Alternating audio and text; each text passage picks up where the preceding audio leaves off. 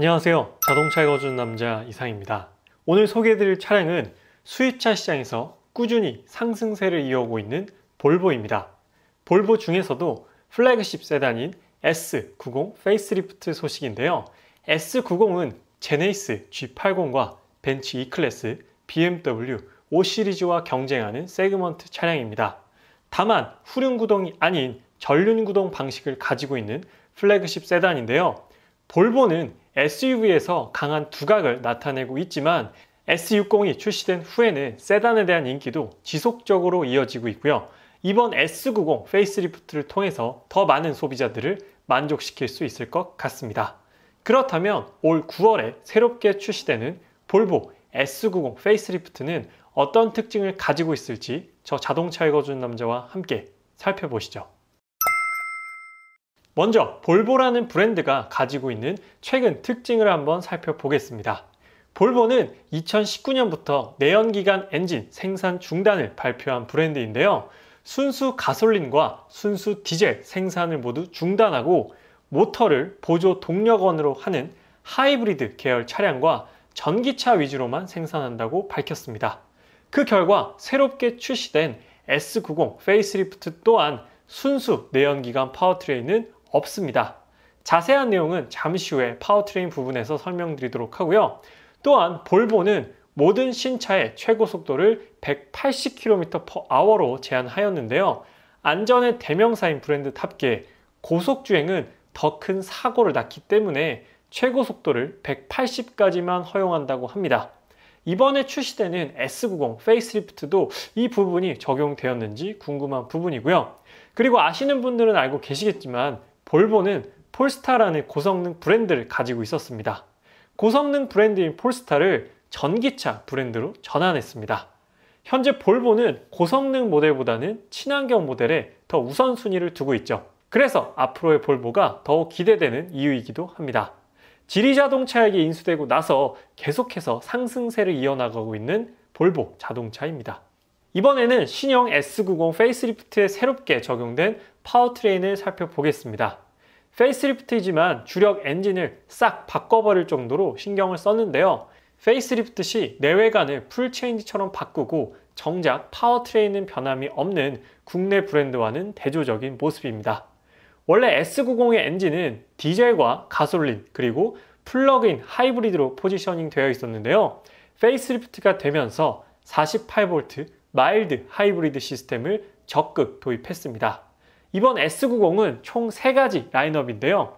B5 모멘텀과 B5 인스크립션 그리고 T8 인스크립션입니다. 여기서 B5는 모두 48V 마일드 하이브리드 시스템이 적용된 2.0L 가솔린 엔진이고요. T8은 플러그인 하이브리드 방식의 2.0L 가솔린 엔진입니다. 변속기는 모든 라인업에 8단 자동 변속기가 적용이 되고요. B5 모멘텀과 인스크립션은 250마력의 30.6토크를 발휘하고 T8은 엔진 출력 313마력에 모터 출력 87마력을 합쳐서 합산 출력이 무려 400마력입니다.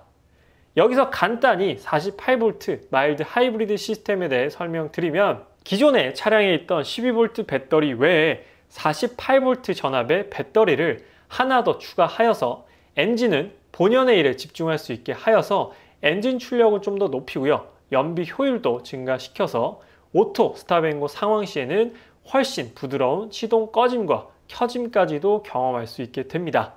볼보 S90에 적용된 48V 마일드 하이브리드 엔진으로 인해서 연비 효율은 15% 더 늘어났다고 하니까요. 실연비도 상당히 기대가 되는 부분입니다.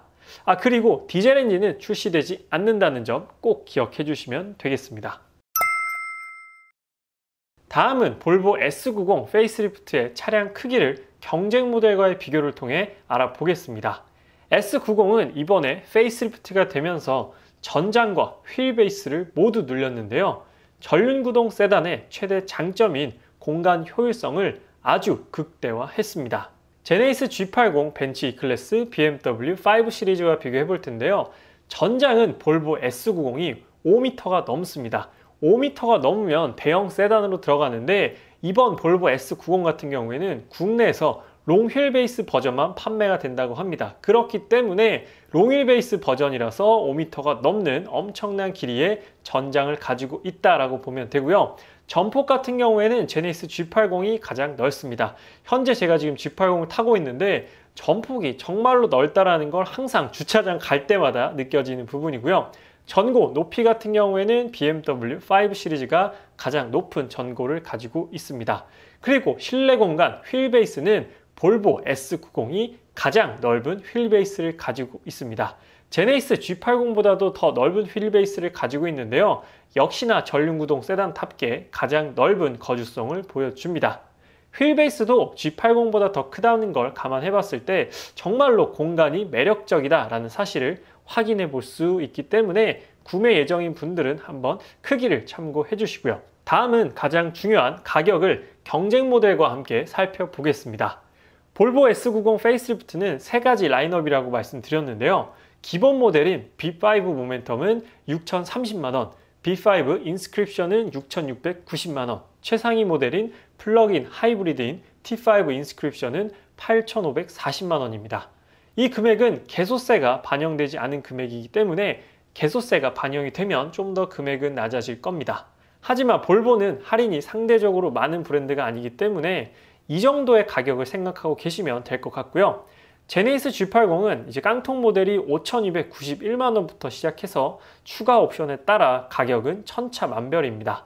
제가 구입한 G80 2.5 터보가 7,057만원이었으니까 옵션은 넣기 나름이라고 보시면 되고요. 그리고 제가 최근에 소개해드렸던 캐딜락 CT5의 금액은 프리미엄 럭셔리가 5,428만원, 스포츠 트림이 5,921만원으로 볼보보다 훨씬 낮은 가격이네요. 캐딜락의 가격 경쟁력은 정말 엄청난 것 같습니다. 그리고 벤츠 E클래스 같은 경우 이 250 아방가르드는 6,300만원, 230 아방가르드는 7,660만원으로 꽤나 높은 가격을 형성하고 있습니다. 경쟁 모델들의 금액과 함께 살펴보니 S90의 가격은 괜찮은 포지셔닝인 것 같습니다. 참고로 볼보 S90은 모든 물량이 중국 공장에서 생산되기 때문에 이 부분은 알아두시면 좋을 것 같습니다. 생산 공장을 가끔 중요시 생각하시는 분들도 계시더라고요. 가격을 살펴봤으니 이번에는 각 트림별 특징을 살펴볼게요. 일단 이번 S90 페이스리프트는 모든 라인업이 롱 휠베이스 버전으로 출시되었습니다. 그래서 휠베이스가 굉장히 길다라는 사실 제가 앞서 말씀드렸었고요. 기본 트림인 B5 모멘텀에는 실내 공기청정 시스템과 4존 에어컨, 헤드업 디스플레이와 스마트폰 무선 충전이 기본 적용입니다. B5 인스크립션으로 넘어가게 되면 크리스탈 기어 노브가 추가되고요. 럭셔리 암레스트와 앞좌석 통풍과 마사지 시트, 그리고 볼보의 자랑인 바우앤윌킨스 오디오 사운드에는 노이즈 캔슬링 기능까지 추가되었다고 합니다. 그리고 전동식 뒷좌석 축구면 썬블라인드까지 추가되는데요. 최상위 트림인 T8 인스크립션은 무려 리어 에어 서스펜션이 적용됩니다. 제네시스 G80, 캐딜락 CT5, 벤츠 E클래스, BMW 5 시리즈에도 없는 에어 서스펜션이 적용이 되는데요. 뒤에만 적용되긴 하지만 그래도 상당히 놀라운 부분입니다. 그리고 20인치 다이아몬드 커팅 휠이 적용되며 4륜 구동 또한 적용이 됩니다. 그리고 전 모델 모두 파노라마 선루프는 기본 적용된다고 합니다. 더욱 자세한 옵션 소식은 향후에 또 한번 전달 드리도록 하고요. 다음은 신형 S90 페이스리프트의 디자인을 한번 살펴볼게요. 얼마 전 르노 삼성 SM6 페이스리프트 소식을 전해드리면서 디자인 변화가 크지 않다고 말씀드렸는데요. S90은 그보다 더 적은 변화입니다. 현대기아 자동차의 페이스리프트 정도를 생각하시고 접근하면 안 된다라는 부분 먼저 말씀드리고 디자인 변화를 한번 살펴보겠습니다. 먼저 전면부의 모습입니다. 도대체 뭐가 바뀌었다는 거지? 라는 생각이 들 정도인데요. 크게 두 가지가 바뀌었습니다. 첫 번째는 라지에이트 그릴의 디테일과 볼보의 엠블럼 변화이고요. 두 번째는 프론트 범퍼 하단의 디자인입니다. 프론트 범퍼는 가로로 긴 크롬 라인이 적용되어서 차를 더 넓고 안정감 있게 만들어줍니다. 이전 모델도 괜찮았는데 새롭게 바뀌면서 조금 더 간결해졌다는 느낌이 들죠. 왼쪽이 신형이고 오른쪽이 구형입니다. 점점 더 디자인이 심플해지는 것 같네요. 제가 엠블럼이 바뀌었다고 말씀드렸는데 좀 더 확대된 사진을 통해 확인해 보겠습니다.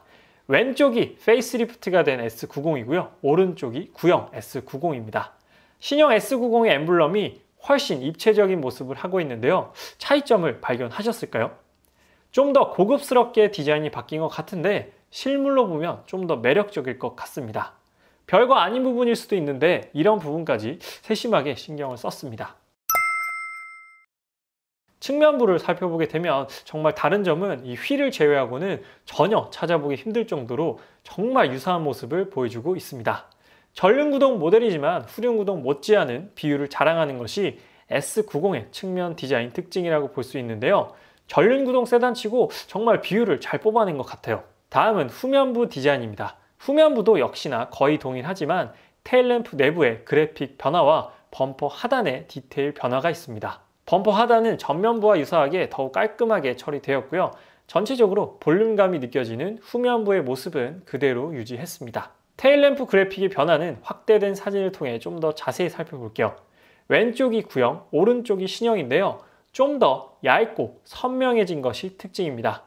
요즘 대부분의 신차들이 테일램프를 더욱 얇게 하고 선명하게 디자인하고 있는데요.